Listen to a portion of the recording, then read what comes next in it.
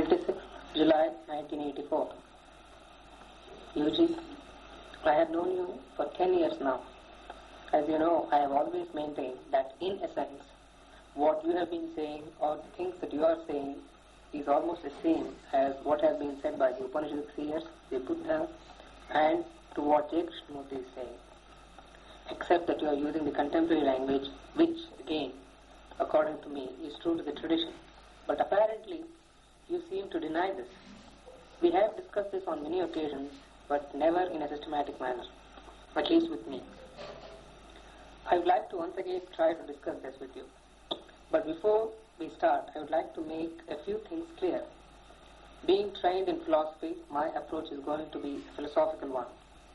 Hence, it may not be out of place here to define the word philosophy so that we know in what sense the word is being used in our discussion. The word philosophy, as you very well know, has been used in different senses at different times in history. But broadly speaking, it may be defined as an attempt to understand the world and man's relation to it. Or it can also be defined as a worldview, as the Marxists do. Thus, a philosopher would, in his attempt to understand the world, raise or ask and attempt to answer a number of questions which he considers are peculiar to him. Here, as you once again very well know, the questions and answers of a philosopher are bound by the time and culture in which he lives. But certain questions have come to be called perennial philosophical questions. Some of these are metaphysical, epistemological, and ethical, which are also called the pillars of a philosophical system. In our discussion, I would like to cover all these areas as much as possible. Now, to start our discussion, I would like to begin by asking you an epistemological question, because, as you know, epistemology, or the theory of knowledge, attempts to see if knowledge of anything is possible, and even if it is possible, how do we determine whether the knowledge that I have is valid or invalid, correct or incorrect, true or false. So I would like to know if knowledge of anything is possible according to you. Because if knowledge is not possible, that is, if you say something and I don't understand what you are saying, there is no point in discussion. So may I begin by asking you this question: is knowledge of anything possible? And then we go on. Thank you. But as far as I'm concerned, it's very concrete. And as I said this morning, the problem between us is that you function in a state of knowing all the time, whether you are awake, asleep, or dreaming. But I am functioning in a state of not knowing. But when there is a demand for knowledge, which is only functional in nature, it is always there. It comes. I don't know if I can. Could you make this clear? You see, my functioning in a knowing field and you are functioning in a not knowing field, or whatever you are saying. Yes. How would you? So you have got, you are sitting in front of a tree, for example. So what I mean by saying is that you know that it is a tree. I don't know. Yeah, you know that it is a tree. So that is the knowledge I am talking about. The knowledge about yourself, the knowledge about the world around you, whether it is tree or sunrise, sunset, mountain, telephone, or anything. What I am trying to suggest is that there is no difference between the outside and the inside. It is all one. So is it possible for you to function without knowing what is going on there, whether it is your feeling or the objects out there? So the knowledge is already there. And here I really don't know what I am looking at. I really don't know what is happening inside of me. Whether I am happy or unhappy, miserable or angry or bored or talking, it's an automatic thing. There's nobody who is talking here. So there is no knowledge here at any time except when there is a demand. And the demand is always from outside. There is a challenge. And when there is a challenge, the knowledge is there. When that challenge is met, then the knowledge isn't there anymore. There is no continuity of the knowledge. I don't know if it makes any sense to you. But whenever you see the knowledge that we have all accumulate. Listen, you see, knowledge is the totality of your thoughts, the totality of your experiences. That is knowledge. So, you recall a specific thing at a specific time, and so do I. And that you call memory. When I look at the table, and if you ask me what is it, I would immediately say it is table. So do you. Yes. I don't know, we are not moving with things. What exactly do you mean by knowledge? I really don't know. It's not something mysterious, it's not something abstract. The knowledge that tells you that you are a man, and that the lady that is sitting there is a lady and not a man. And I am happy, I am unhappy, I am miserable, I am bored, I am angry, I am free, I am not free, I am an enlightened man, I am not an enlightened man. That's exactly what I mean by knowledge. Yeah, but is this all that knowledge there is, or see when, for example, the Indian philosophers talk of knowledge, they use a capital K, where they mean the knowledge of something that is not, usually applicable to the world of the experience that we have. I don't think that there is anything other than this. The reality of the object out there is something which cannot be experienced by me, except through the help of that knowledge. The knowledge that he is a man. See, so you know a lot more about him if you try to understand him clearly. See that he is a man, that he is Jewish, that he is a businessman, he is a philosopher, he is this, that, and the other. See, all that is his knowledge. And that is all there is. That is all there is for him. And even the reality of that is something which cannot be experienced by me. So, the reality of the world as it is imposed on me is all that is there for me, and so there is no other reality. So even this is difficult to experience without the help of the knowledge. So you have acquired this knowledge during the course of your life through what is called the act of knowing. And when I say the act of knowing, what I mean is that you have accumulated these memories, you see, and the knowledge that is transferred to you, the information, and you have added to that information the concepts, and hearsay, and so on and so forth. You see, that is all that is there. There is nothing there other than the totality of this knowledge that you have accumulated in the course of your life. That is what is called you. So, that is the only way you can function, and that's the only way you experience things. Without that knowledge, it is just not possible to experience anything. You may not accept that, but factually and actually, you have no way of experiencing the reality of the world in which you are functioning, let alone the world beyond, or some other reality, which all these philosophers, both East and West, both in the East and the West, are trying to imply that there is another kind of a reality. So when this is impossible for you to experience, the reality of the world as it is superimposed on us by our culture, and there is no point in talking of the other reality, if there is any. No, but the thing that I experience, are you denying the existence of things apart from knowledge? For example, you were talking something about knowledge preceding experience. There is no knowledge preceding experience. It is only possible for you to experience things with knowledge. That's all that I'm saying. If the knowledge of the thing is not there, there is no experience.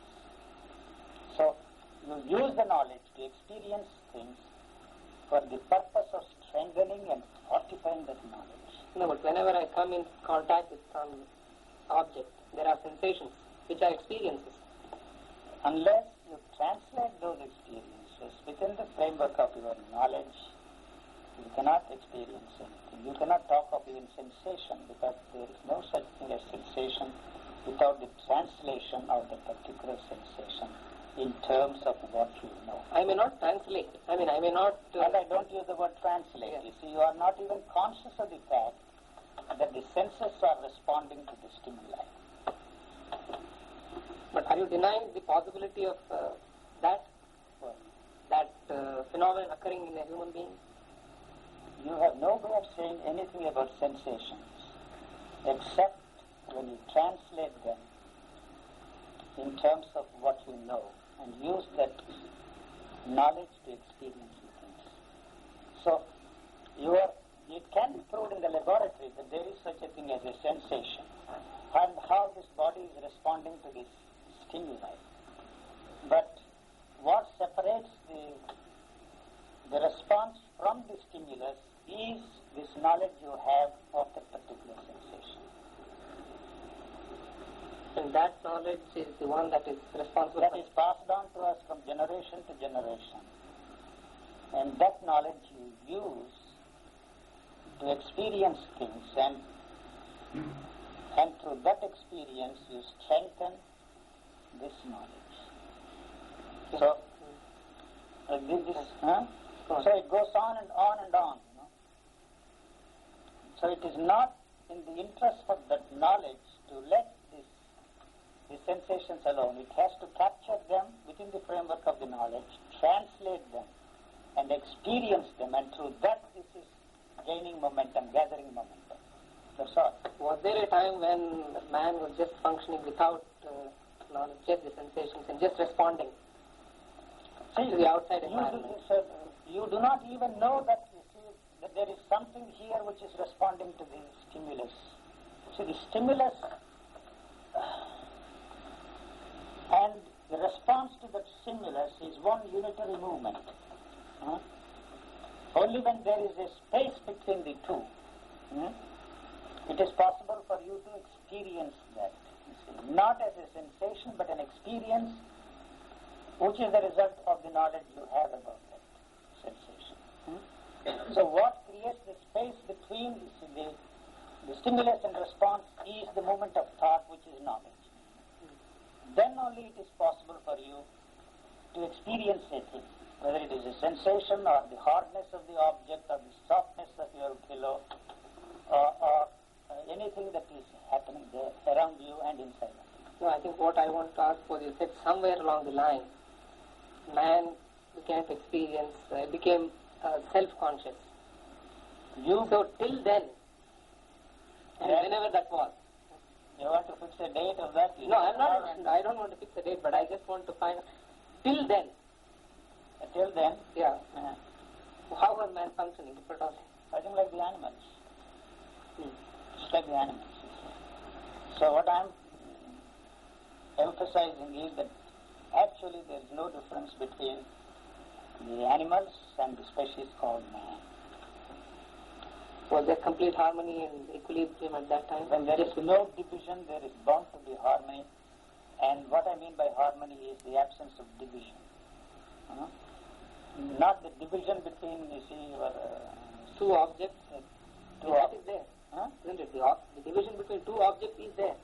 That's exactly what I am denying. See, what did you say again? The division. Yes. The division comes into being only when there is a movement of thought. And it is the thought that creates the space. I don't want to call it the division, the space between the two.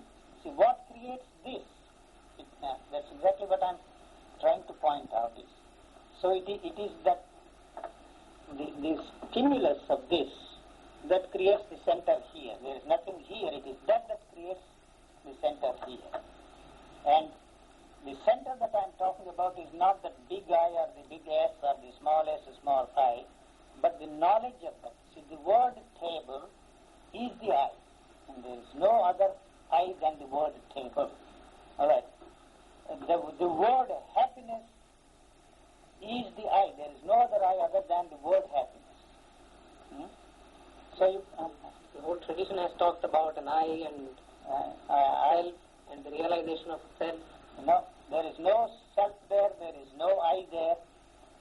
and there is no psyche there, there is no mind there, there is nothing there except the pulse, the beat, and the throb of life. Nothing is there. So this has been made clear even in the Upanishads and some of the sutras, but man has always made an attempt to overcome the self or conquer the self or realize whatever. That I think is one of the most foolish and absurd things that man has tried all his life to be free from that. See, that is, to be free from knowledge is to put an end to the continuity of the knowledge, and it is other words, it is the death. That's the only death that is there. The end of the knowledge is the end of you. The you as you know yourself, that is knowledge. The end as you experience yourself.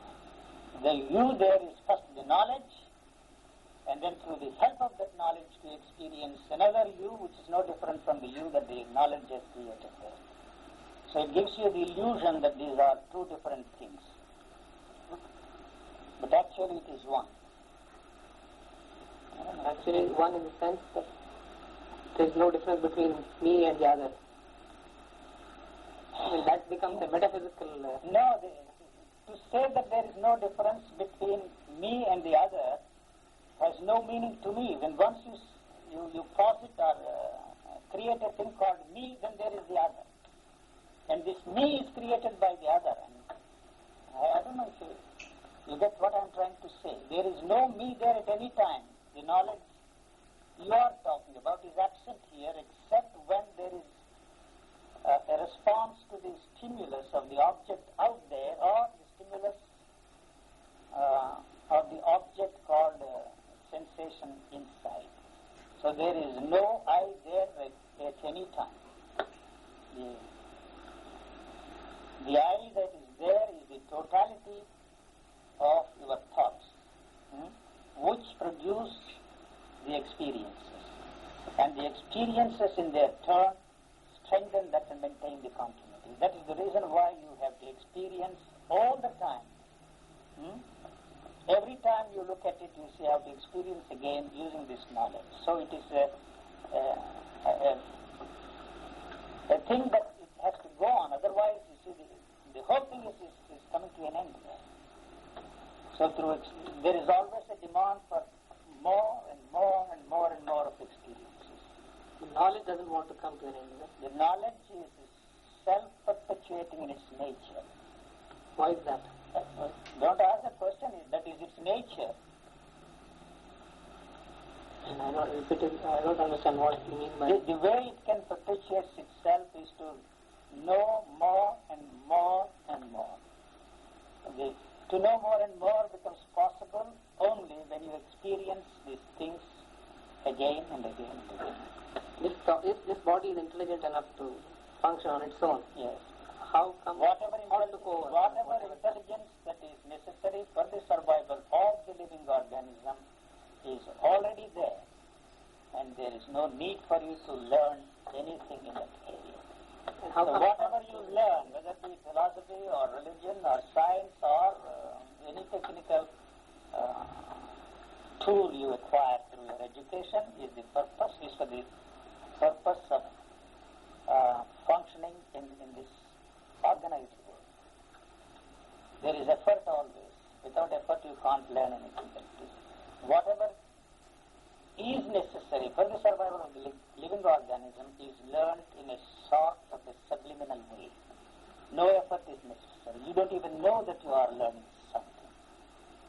So the intelligence that is necessary for the survival of the living organism is already there. So there is no need for you to awaken any intelligence. And how did, if that was there, how did thought take over? The thought is action.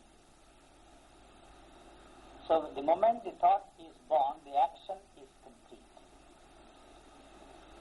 No, I mean, you said somewhere along the line, to go back to that again. Why did this organism allow itself to be dominated by thought? See, the thought is integral part of the living organism. The thought is an action that is essential for the survival of the living organism.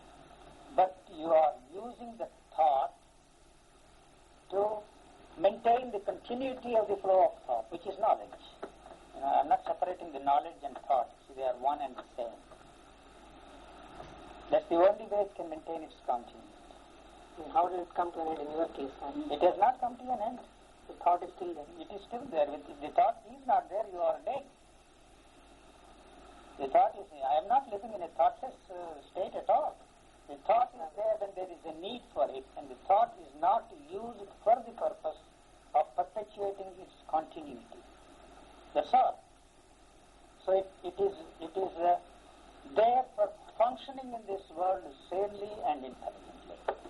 And why should you function sanely and intelligently? If you don't function sanely and intelligently, we will end up in the funny form, singing merry melodies and loony tunes. So that's all. It has no other value.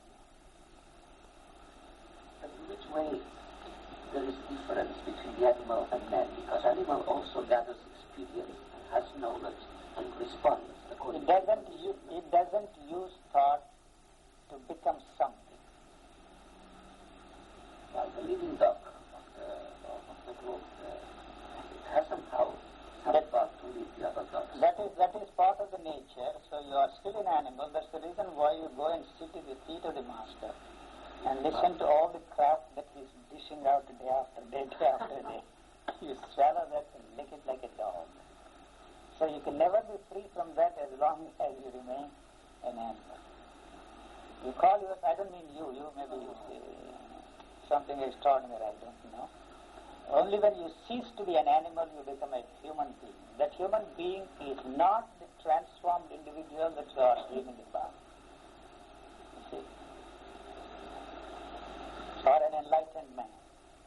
So our thought system is the same as the one of the dog. You see, it has become more complex and complicated. That's all. In the case of humans. And that's all there is to it.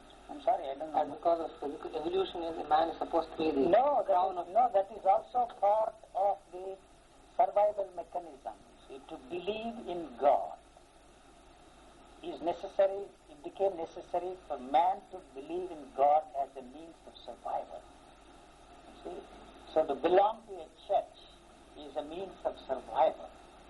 Or if it's some other church, Protestant church, or some other political system, belonging is a necessary ingredient of the survival mechanism of the humans today, the humankind. It's a way of hierarchy, the same as the politics. Believing in God. No, but where do you draw the line? You see, that mechanism is protecting itself. You see, it's a self-protecting mechanism. And in the long run, it's going to destroy itself. You asked me a question that was probably necessary because whatever is created has to come to an end. You see, it's a speculation. I can't say with any definitiveness that was the reason why the thought assumed tremendous importance. No, if there was complete equilibrium and harmony, why did it have to come to an end? But whatever there was. That is not its nature. It is a short-lived in its nature, you see. So the living organism is going through a process of living and dying all the time. And it is that is interested in maintaining its continuity. The demand for permanence comes from the thought. But the living organism is immortal in its nature. So nothing is destroyed here.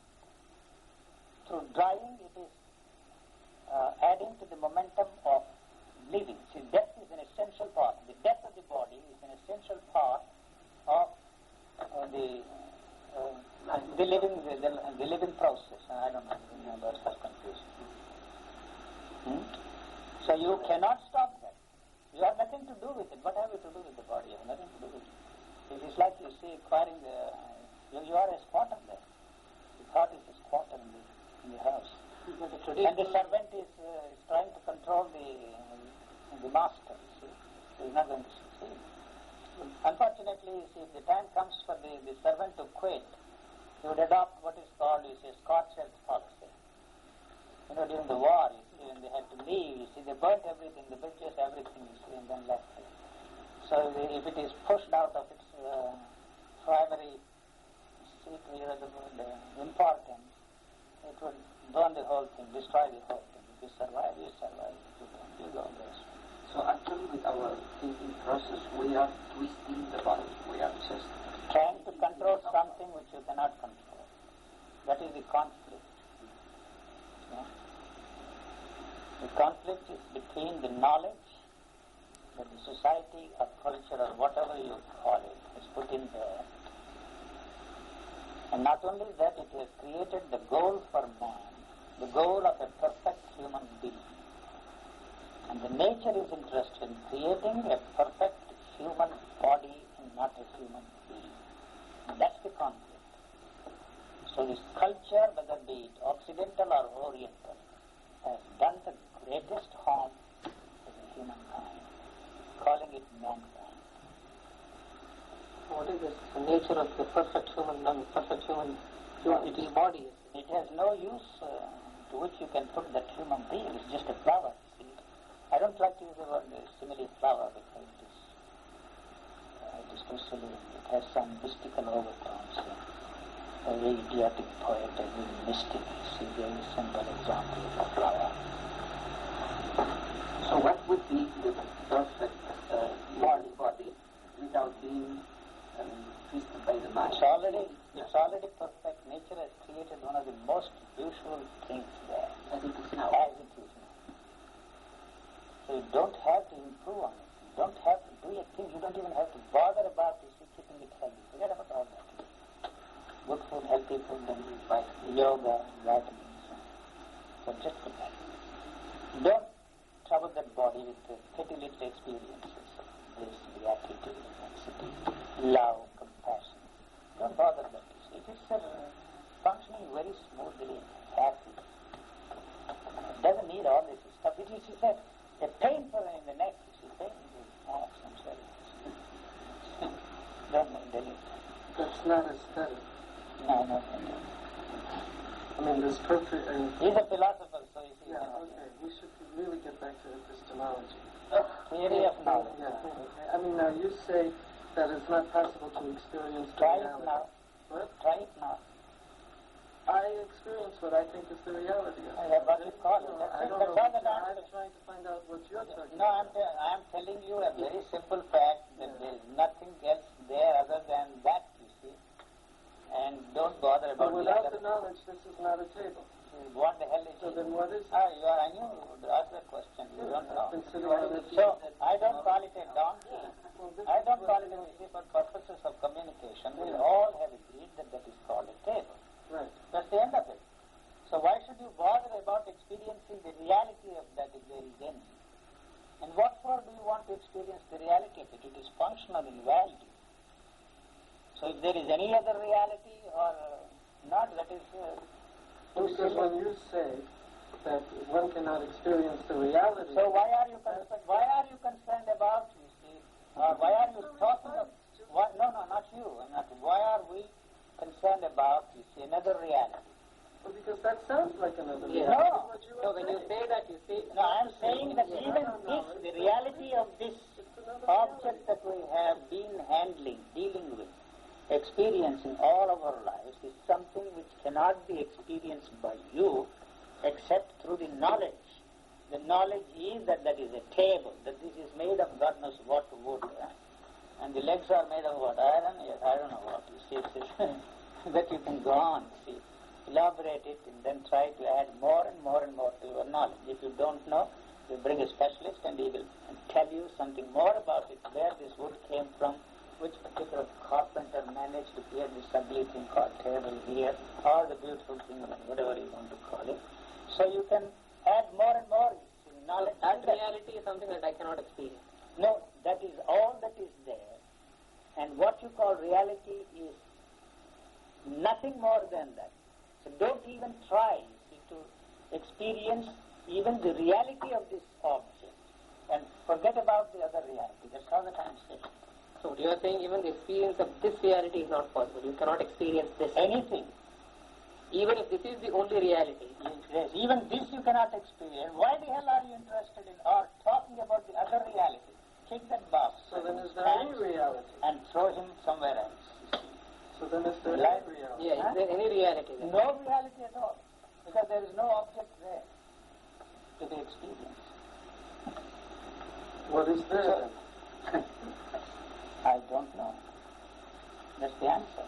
So how the hell do you know that you do not know? I know that. You see, that's the logic. You see, you do not want that logical thinking to be blocked there. So then you see these questions which you think are very logical, rational and clever are not there. So it is this question that separates you from the object, and then you see you play this game of wanting to experience that first, which is possible only through the help of this knowledge, and then ask another idiotic question: is that real, and what is it? You see, it's all right, sit in the classroom and discuss forever and what is the reality of the object that is sitting there. First, the moment you say that the object, you are in trouble. Whether it is a table or a chair or a donkey. This is what mystifies the whole thing. When you say you cannot experience that without knowledge. Or if you Which, say, supposing I have no knowledge, then there is something else. there is no supposing, you see. What is supposing, you see? No, you see, the The implication question that which you are asking is absurd because there is a supposition there, if there, that is it, the problem. So, supposing, you see, gives room for your speculation. And thereby it has provided the material for you to become a philosopher and to use that to make a living. No, but whatever you are saying, That's not thing, That is not your fault. no, That's not your fault. the implication of what you say is that there is something which I am not experiencing. There is, it is the knowledge that says that there is something. First, Yeah. number one statement. You understand? Yes. Huh? So, it is the same knowledge that goes one step further and says that that is a table. It is the same knowledge that goes another step and says that that is a wooden table and not an iron table. That is clear. That it goes on and on and on and on. Now what about, let's take a few steps backwards. You come to the point where the supposition comes to an end. And so that is the end of the whole story. Okay, before the knowledge says that there is an object, What you was need to that? say there is no separation of this Exactly. from the background. Exactly. So it Okay. is the thought So that there has comes never in. been a single thing. Never. So it is the thought that comes in, which is a question, and then separates you from what you call an object, and creates two things there. And so that is the I that I am talking about. The thought is the I. So in relationship with that center, you create the things around it. There was no thought there. Then you say, I know your question. How do you know that the thought was not there? So that's the crux of the problem. That is why I say there is no way you and I can carry on any dialogue, any conversation on any level, except as you see a person who is ready to accept what I am saying as an act of faith. So you enter the area of religion. You see. And that is how the religious man has perpetrated this for centuries. But all those religious people who had those experiences, You listen, you see, you just don't have the guts to say all of them are wrong. It does not mean that I am saying I am the only one who is right. No, I am the top dog. I am the one that has descended from heaven. You see, the whole world has created me for the main purpose of saving the whole world from all the religious teachers. Not at all. So there is somehow this courage. Not true courage. You see, I stumbled into this. But what is there can be described as courage because the entire past has been somehow, through some strange chance or through some luck, has been wiped out. And so no power in the world can touch that certainty in me. And this certainty I cannot pass on. And it can't be acquired by faith. Not at all. You are lost body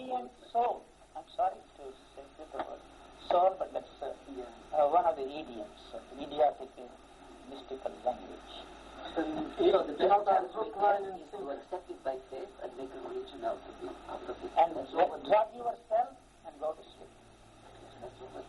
That's all. No, but we can't really do that because the objects exist for us. Do you mean to say that they don't exist for me? The walls don't exist for me? Well, not unless you need them for some purpose. No, you see, I don't say that the walls are there. You see, I don't function in the space because it's the thought that creates first of all the space. So when I am there, the intelligence that you see the nature has put in there tells that this is a wall. So you don't walk to the wall, bump your head against the wall, and have a bump and call this, you see, harms. But if you're just sitting there and not walking in any direction, are the walls still there? No, I'm not here. And you are not there It's not a mystifying thing. I am not here means the knowledge that I am caged in. And the space is not there. You're not enclosed in this space. Yes. So what encloses first creates a point, you see. There is no space. There is no space. No dimension. No dimension. Okay, If there is no space, how can there be how can we produce that as an active space? We can't do that. Yeah, that's so if you believe that this man is not, you see, a crazy one, and that he is that he is what he claims himself to be, functioning, you see, in a different reality. An alternate day. Oozing with compassion, love for the suffering mankind. Yes, fine with me. If we take the myth of the cave of Plato, it is silly to be concerned with anything else than the shadows on the walls of the cave. You don't see the cave. See, in my bathroom, I always see figures there. Marble flooring, something, you know. So they are not there. I see one big guy, information sign. Actually, it is not. No, I don't know what happened to him. How did he bring him? What did you say? But Plato did not realize that the one who was talking about the shadows himself was a shadow. But the shadow is the knowledge. Knowledge. The shadow is the knowledge, and we cannot come out of it. The knowledge. It's the world that two dimensions, and we have no way to, and there is But nothing. what do you want to be free from that? That's my question. They have created this neurotic situation for you, first of all, and say you be out of that neurotic situation and go to a man who is more neurotic than you are. Otherwise he can't tell you that there is a way out. You see, so he puts you on a merry-go-round. You go on and on, and on and on, and enjoy that, right? For the rest of your life, hoping that some miracle somehow will happen to you. The age for miracles is gone. Was it ever there? And Jesus walked on shallow waters and called it walking in the river. It was not even ankle deep. You see. Some such miracle. Why are you have had enough of it? I have enough one. Good. See you. Bye-bye. Christian people was planted. In what you call my knowledge is there, Listen, there is no mind art. even if Now they are no word about it. No, now they are suggesting that it is not the environment, your parents, your school teachers, and the whole world around you, but that is already there imprinted in your skull. The capacities or Not only the capacity, the actual things The data itself? itself. Now, 2,000, how many millions of years ago? No, that's they just the capacity. to talk. And they will come out with, you see, not only the capacity to learn languages and talk. Yeah, but that's not the data Listen, you itself. see, whatever you see there was there in the single cell. The saying that the tree is in the seed is a fact. You see, for some reason there is no water, the soil is very bad for the germination of that seed, and so that is the end of it, you see. So it does not end there. The tree may not come out of the seed, but you see, the decay of that seed has enriched the soil, so some other tree will come somewhere else.